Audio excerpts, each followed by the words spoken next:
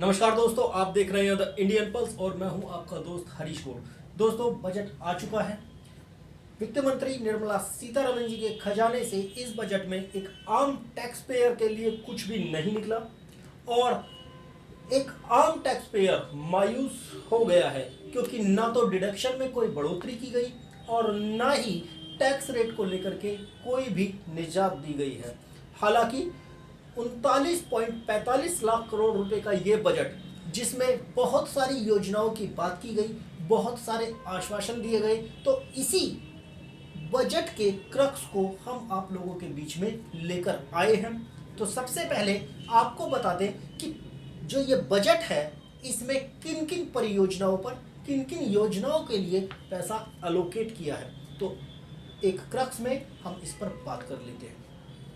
दोस्तों, सबसे पहले पीएम गति शक्ति योजना के बारे में बात करते हैं, जिसमें वित्त मंत्री निर्मला सीतारमण ने कहा कि हम 7 इंजन से इकोनॉमी को बूस्ट करने वाले हैं, गति देने वाले हैं। तो वो 7 इंजन कौन कौन से हैं उनके, जिससे इस इकोनॉमी को गति मिलने वाली है। तो सबसे पहले उन्होंने road, railway, airport, ports, mass transport, waterways और लॉजिस्टिक इंफ्रास्ट्रक्चर की बात की है।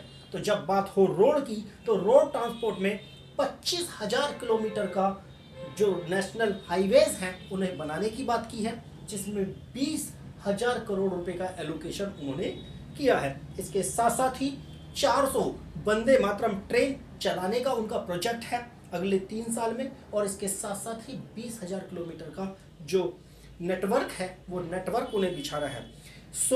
पीएम गति शक्ति कार्गो टर्मिनल बनाने का प्लान है अगले 3 साल में।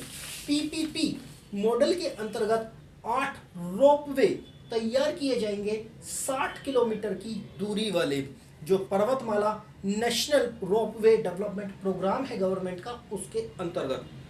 इसके साथ साथ ही किसानों के लिए भी इस बजट में बहुत कुछ खास नहीं रहा, लेकिन जैसा कि वित्त मंत्री निर्मला सीतारमण जी ने सदन में बोला, तो उन्होंने बताया है कि 1,63,000 किसानों को डायरेक्टली एमएसपी वैल्यू से उनका फसल का पैसा उनके खातों में पहुंचाया जाएगा, जिसमें 2.37 लाख करोड़ रुपए शामिल हैं। इसके साथ साथ ही कैन बेतवा प्रोजेक्ट को लेकर के सरकार काफ़ी उत्सुक दिखी, जिसमें 44,605 करोड़ रुपए एलोकेट किए हैं इस परियोजना के लिए, और भी 5 नदियों को जोड़ने की परियोजना शामिल है। इसके साथ साथ ही अगर बात करें एमएसएमई सेक्टर की, क्योंकि हमने अपनी पिछली वीडियोस में एमएसएमई सेक्टर के रिफॉर्म को लेकर के काफ़ी बातें की थी, तो एमएसएमई सेक्टर को लेकर के गवर्नमेंट की तरफ से कोई बहुत बड़ा ऐलान नहीं हुआ। हालांकि 130 लाख एमएसएमई से ज़्यादा एमएसएमईज के लिए उन्होंने बोला है कि हम एडिशनल फंडिंग करने वाले हैं, एडिशनल लोन देने वाले हैं। 6,000 करोड़ रुपए एमएसएमई को अगले 5 साल में देने का उन्होंने प्लान बनाया है। इसके साथ ही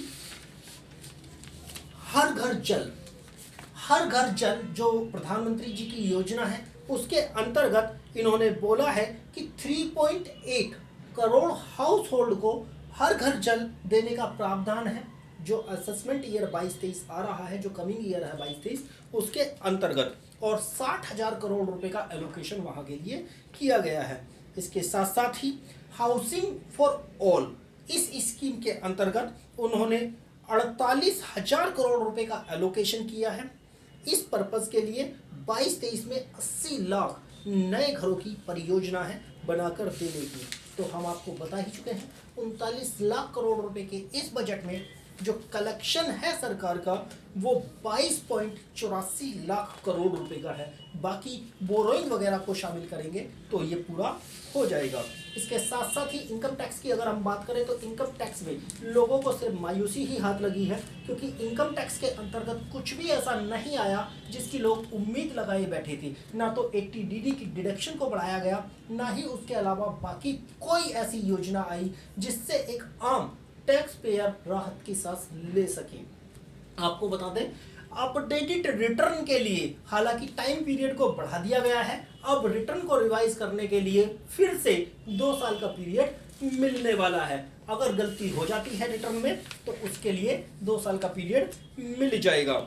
इसके साथ साथ ही सरचार्ज के रेट को, जो कोऑपरेटिव सोसाइटी पर सरचार्ज का रेट है उसे 12% से घटा करके 7% कर दिया गया है। और इसके साथ साथ ही कंपनीज पर जो मिनिमम ऑल्टरनेटिव टैक्स लगा करता था और उसको 18.5% से घटा करके 15% कर दिया गया है। तो कंपनीज को यहाँ पर थोड़ी राहत की सांस मिलने वाली है।